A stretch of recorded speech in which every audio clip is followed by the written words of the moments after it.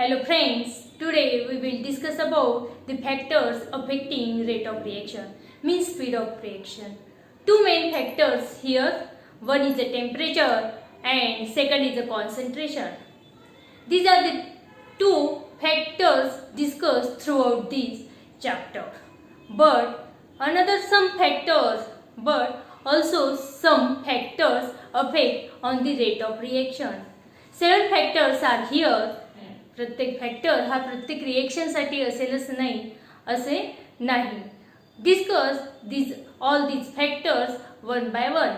First factor, nature of reactants. Factors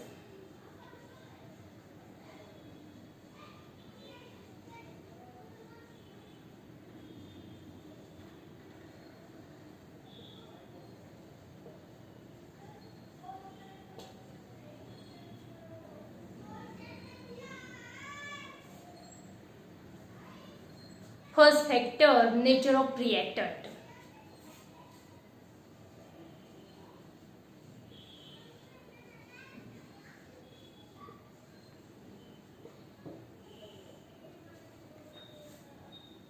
कोणतीही reaction त्याचा rate रिएक्टंटच्या नेचरवर depend असेल. मग रिएक्टंट हा कोणत्या प्रकारचा आहे? समजा वेगवेगळ्या प्रकारचे रिएक्टंट असेल, मग केमिकल रिएक्टंट चेंजेस होईल, होमोजिनियस हेट्रोजिनियस असेल किंवा आयोनिक रिएक्टंट असेल, कोव्हॅलंट रिएक्टंट असेल. Consider ionic reactant.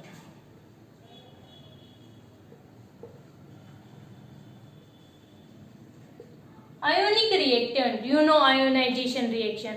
In ionic reaction is a very fast reaction and therefore the rate of the reaction is a very high. One example already discussed.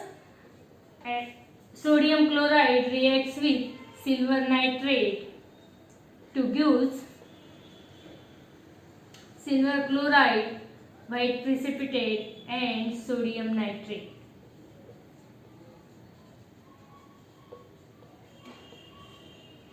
In aqueous medium, sodium chloride and silver nitrate combines with each other, formation of the ions here, Na plus, Cl minus, Ag plus, NO3 minus. Oppositely charged ion combines and formation of the white precipitation, silver chloride. Mean this reaction is very fast. Rate of reaction is very high. Rate of reaction इथं कसं असेल? High असेल. Covalent reactant, another type of the reactant, covalent. Covalent reactant means जिथे covalent bond present आहे. Consider this example, N2 plus H2 gives NH3. Here nitrogen मध्ये किती bond आहेत? 3 bond. Hydrogen मध्ये single bond and formation of the NH bond. In this reaction, bond break here. Bond break and here bond form. Bond break आणि bond form होत असताना covalent bonding मध्ये some time here means time taking process. इथे थोडासा वेळ लागणार आहे आणि due to rate of reaction for here low. इथे कसं असेल? रेट ऑफ रिएक्शन लो असेल. आयोनिक रिएक्टंट मध्ये रेट ऑफ रिएक्शन हाय आहे कारण हाय स्पीड आहे आणि इथे रेट ऑफ कोव्हॅलंट रिएक्टंट मध्ये काय? रेट ऑफ रिएक्शन लो आहे. तिने homogeneous reactant and heterogeneous reactant.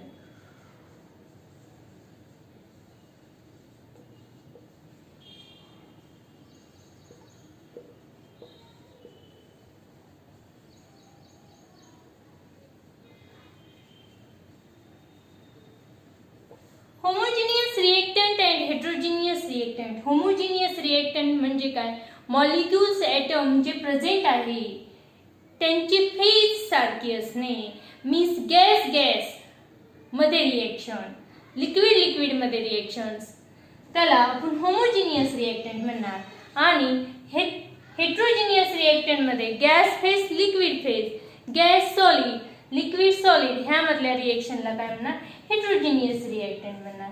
Means like जे आहेत, लाईक फेज मध्ये ज्या रिएक्शन होतात त्यांना त्या होमोजिनियस रिएक्टंट असतात. आणि लाईक फेज गॅस सोबत रिएक्शन होताना फास्ट रिएक्शन होते, म्हणून rate of reaction homogeneous reactant साठी हे जास्त असेल as compare to heterogeneous reactant.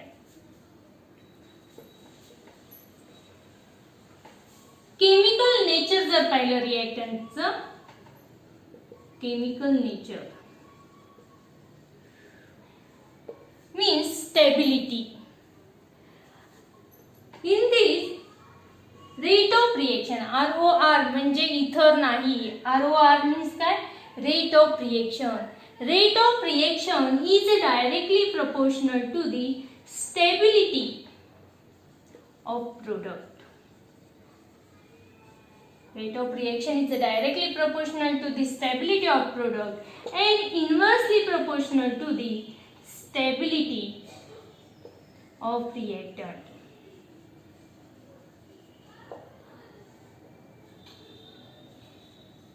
ज्यावेळेस आपण केमिकल नेचर रिएक्टंट आणि प्रोडक्टचं केमिकल नेचर पाहू त्यावेळेस rate of reaction, stability of product. जर प्रोडक्ट मोस्ट स्टेबल असेल तर त्याचा रेट ऑफ रिएक्शन, त्या रिएक्शनचा रेट ऑफ रिएक्शन हा हाय असेल.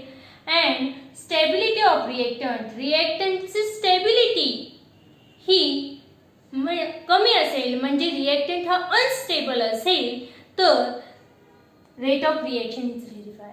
You know SN1 halogen derivative मध्ये आपण डिस्कस केलेले SN1 आणि SN2 रिएक्शन. ह्या SN1 आणि SN2 रिएक्शन मध्ये ट्रान्झिशन स्टेट आपण पाहिलेली आणि transition state is sudden converted into product is a very fast reaction. म्हणजेच तिथे रेट ऑफ रिएक्शन काय आहे? हाय आहे. अनस्टेबल कंपाऊंड हा सडन स्टेबिलिटीकडे जातो आणि स्टेबिलिटीकडे जातो म्हणजेच व्हेरी फास्ट रिएक्शन असते आणि त्यामुळे त्या रिएक्शनचा रेट तिथे काय होतो? इन्क्रीज होतो. म्हणूनच rate of reaction is directly proportional to stability of product and inversely proportional to the stability of reactant. One example also discuss here. Compare acetic acid and formic acid. In aqueous medium, reversible reaction here takes place. Formation of these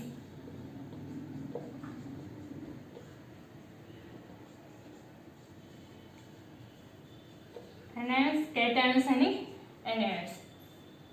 CH3 COO minus acetate ion and formic ion. Compare these. Observe. ह्यांना तुम्ही observe आपण stable product जो असेल तिथे rate of reaction कसं असेल? High असेल आणि अनस्टेबल जो प्रोडक्ट असेल तिथे रेट ऑफ रिएक्शन काय असेल? लो असेल.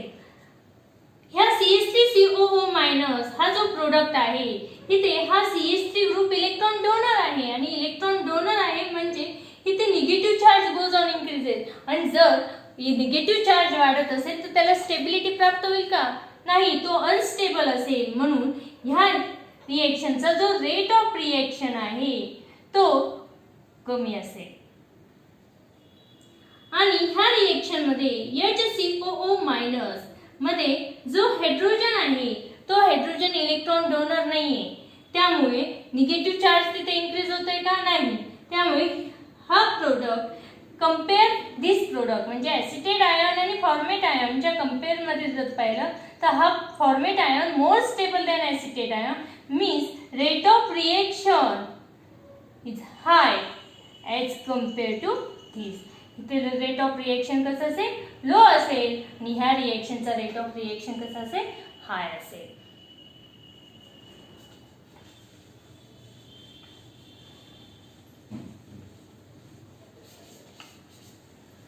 Factor physical state of reactant. रिएक्टंटची फिजिकल स्टेट, तीन फिजिकल स्टेट असतात: गॅसियस, लिक्विड अँड सॉलिड. ह्या तिघांमध्ये कम्पेअर केल्यानंतर रेट ऑफ रिएक्शन कुठे हाय असेल? Here collision theory is present. Collision theory collide त्यामध्ये असलेल्या पार्टिकल कोलाइड वर ही थिअरी डिपेंड आहे आणि रेट ऑफ रिएक्शन डिपेंड आहे. गॅसमध्ये जे मॉलिक्युल्स प्रेझेंट आहे ते मॉलिक्युल्स मध्ये बराच स्पेस असतो. These are molecules are freely movement, mobile असतात. हे मॉलिक्युल्स जे आहेत ते कसे असतात? मोबाईल असतात, फ्रीली मुवमेंट होतात, डिलोकलाइज्ड असतात आणि त्यामुळे जर रिएक्शन गॅसमध्ये जर रिएक्शन होत असेल तर ते एकमेकांवर कोलाइड होतात, आदळले जातात आणि तिथे रिएक्शन इझिली रिएक्शन होते. म्हणून रेट ऑफ रिएक्शन इथे कसं आहे? हाय आहे. Collide easily. सॉलिड मध्ये जर तुम्ही पाहिलं तर सॉलिड मध्ये जे मॉलिक्युल्स ॲटम जे प्रेझेंट आहे त्यांची साईज आणि त्यांची पोझिशन ही कशी आहे? फिक्स्ड आहे. त्यामध्ये तुम्हाला डिस्टन्स दिसणार नाही. दोन मॉलिक्युल्स मध्ये जे डिस्टन्स आहे तो डिस्टन्स दिसणार नाही आणि ही ते सॉलिड मध्ये मॉलिक्युल्स इझिली कोलाइड होऊ शकत नाही. त्यामुळे rate of reaction here low. Solid मध्ये काय असणार? रेट ऑफ रिएक्शन लो असेल as compare to gas and liquid.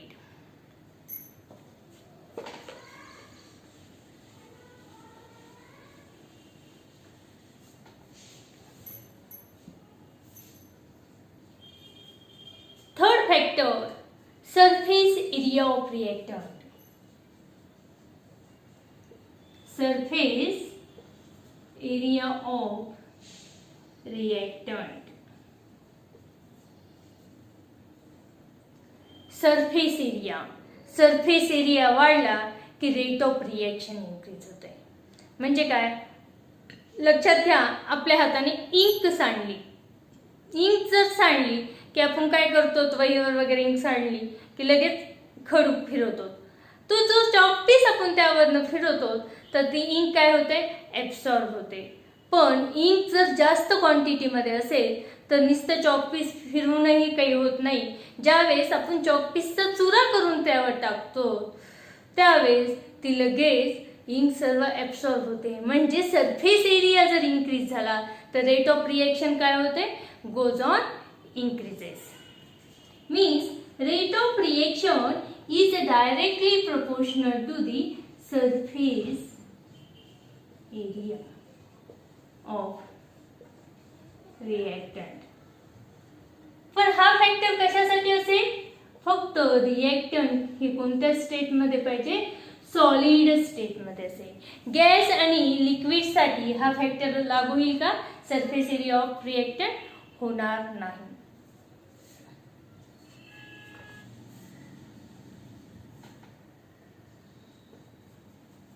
Fourth factor, intensity of light.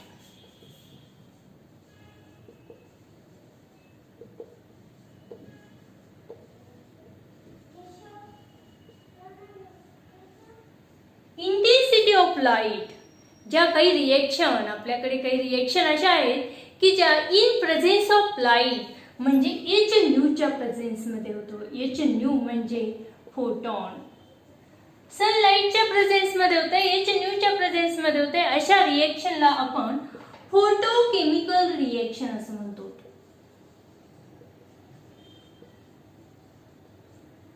आणि ह्या फोटोकेमिकल रिएक्शन मध्ये जर H new intensity of light जर वाढवली, इन्क्रीज केली तर नंबर ऑफ फोटॉन्स काय होणार आहेत? तिथे इन्क्रीज होणार आहेत. आणि नंबर ऑफ फोटॉन्स इन्क्रीज झाले की रेट ऑफ रिएक्शन सुद्धा काय होणार आहे? इन्क्रीज होणार. तुम्हाला माहिती आहे क्लोरिनेशन रिएक्शन. ह्या क्लोरिनेशन रिएक्शन मध्ये आपण काय लिहितो? त्यावर एच न्यू किंवा hydrogen chloride, hydrogen gas combines with Cl2 gas in the presence of HNO, formation of the HCl, hydrochloric acid तयार करण्यासाठी. पण HNO means in presence of लाईटच्या प्रेझेन्स मध्ये ही रिएक्शन होते आणि इथला मेकॅनिझम काय आहे? Free radical mechanism. ज्यावेळेस आपण फोटोकेमिकल रिएक्शन पाहतो तर त्या फोटोकेमिकल रिएक्शनचं मेकॅनिझम हे काय असणार आहे? Free radical mechanism. means rate of reaction increases with increase intensity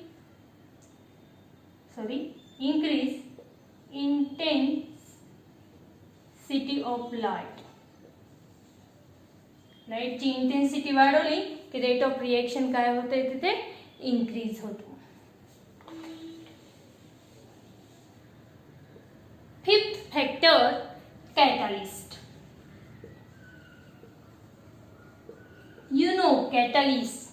catalyst means जो रिएक्शन मध्ये डायरेक्टली पार्टिसिपेट होत नाही पण रिएक्शनचा रेट इन्क्रीज किंवा डिक्रीज करतो. आपल्याला जनरली माहिती आहे rate of reaction increases in presence of catalyst.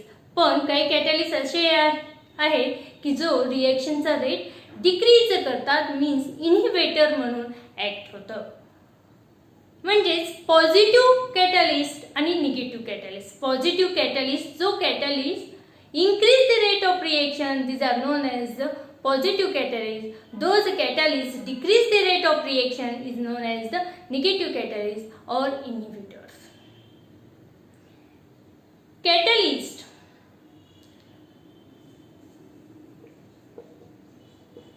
increase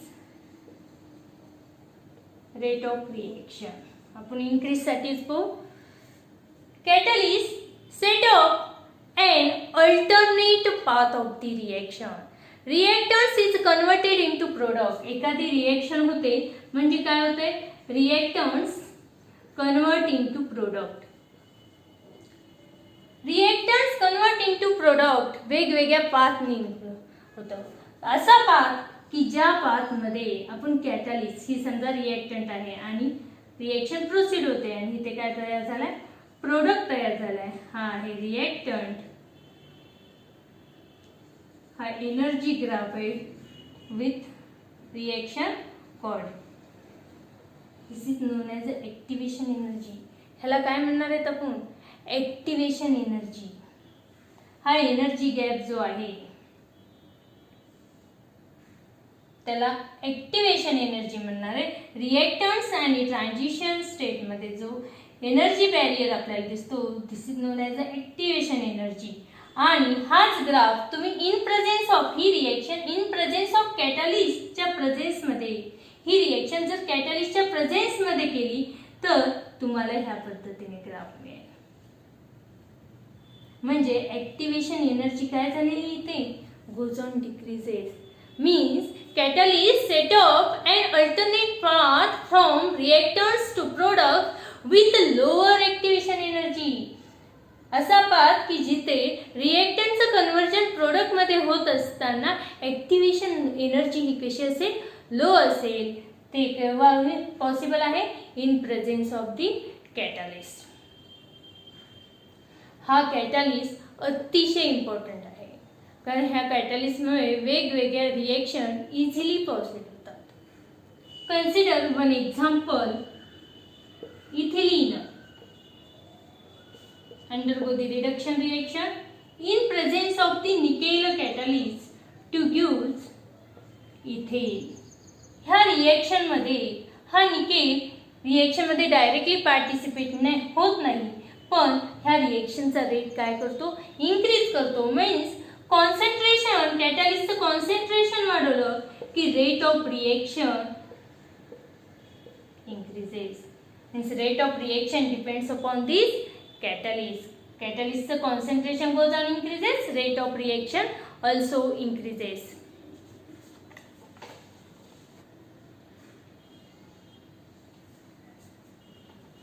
Sixth factor आणि जो इम्पॉर्टंट फॅक्टर आहे. आता राहिलेले दोन्ही फॅक्टर्स अतिशय इम्पॉर्टंट आहेत टेम्परेचर आणि कॉन्सन्ट्रेशन. त्यामधला पहिला 6 नंबरचा जो आहे तो टेम्परेचर.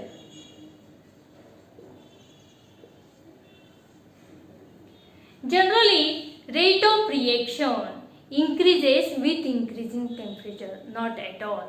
सगळीकडेच ते पॉसिबल नाहीये पण जनरली आपण काय म्हणतो की रेट ऑफ रिएक्शन इन्क्रीज होते with increasing temperature. On 10 degree centigrade rise in temperature rate of reaction also increases twice or thrice time. म्हणजे डबल किंवा ट्रिपल रेट ऑफ रिएक्शन काय होईल, 10 डिग्री सेंटीग्रेड टेम्परेचर जर वाढवलं तर रेट ऑफ रिएक्शन डबल किंवा triple होईल. Temperature हा फॅक्टर कसा इफेक्ट होतो इन डिटेल स्टडी आपण इथे करणार आहोत, ज्याला की आपण अरेनियस इक्वेशन असं म्हणतो. This discuss in the Arrhenius equation. And ह्या अरेनियस इक्वेशन म्हणजे का, K is equal to A into e raise to minus E a divided by R T. K म्हणजे rate constant, explanation constant, explanation activation energy, gas constant and temperature discussed in Arrhenius equation. 7th factor, concentration.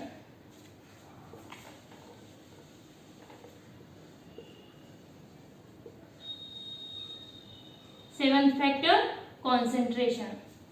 Concentration.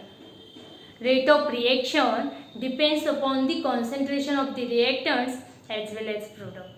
Generally, rate of reaction increases on increasing concentration of the reactants असं म्हणतो आपण. म्हणजे रिएक्टन्सचं concentration तुम्ही जर increase केलं,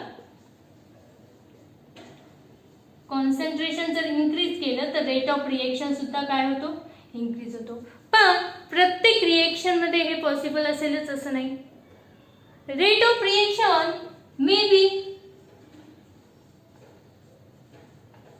maybe depends upon reactant. एखाद्या reaction मध्ये 2 किंवा त्यापेक्षा जास्त रिएक्टंट जर असतील तर रेट ऑफ रिएक्शन हे काही सगळ्या रिएक्टंट्सवर डिपेंड असणार आहे. आपण SN1 आणि SN2, SN1 मध्ये rate of reaction depends upon only one reactant, पण SN2 मध्ये rate of reaction depends upon the both reactant. म्हणजे असं काही सांगू शकत नाही की समजा ए बी सी मध्ये रिएक्शन झाली आणि रेट ऑफ रिएक्शन ह्या तिघांवरही डिपेंड आहे.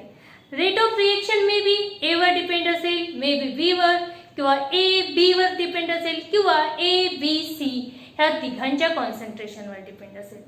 Rate of reaction remains unaffected. कधी कधी रेट ऑफ रिएक्शन ह्या रिएक्टंट्सवर अनअफेक्टेड असू शकतो. Maybe rate of reaction depends upon the concentration of the product. Concentration of the product maybe depends upon concentration of the product. प्रोडक्टच्या कॉन्सन्ट्रेशनवरही depend असू शकेल. Rate of reaction on increase the concentration of the reaction. Rate of reaction नेहमीच increase होईल असं नाही, कधी डिक्रीजही होऊ शकतो with concentration of the reactants. आणि ह्या कॉन्सन्ट्रेशन साठी आपण इन डिटेल स्टडी करणार आहोत, ज्याला आपण काय म्हणणार आहोत, रेट लॉ. ह्या रेट लॉ मध्ये आपण concentration, first order reaction, second order reaction, 0 order reaction, nth order reaction आपण तिथे डिस्कस करणार आहोत हा फॅक्टर. यासाठी रेट लॉ डिस्कस करणार आहोत. म्हणजेच पुढचा व्हिडिओ तुमच्यासाठी घेऊन येत आहे rate law. If you like the video, subscribe it, share it. Thank you.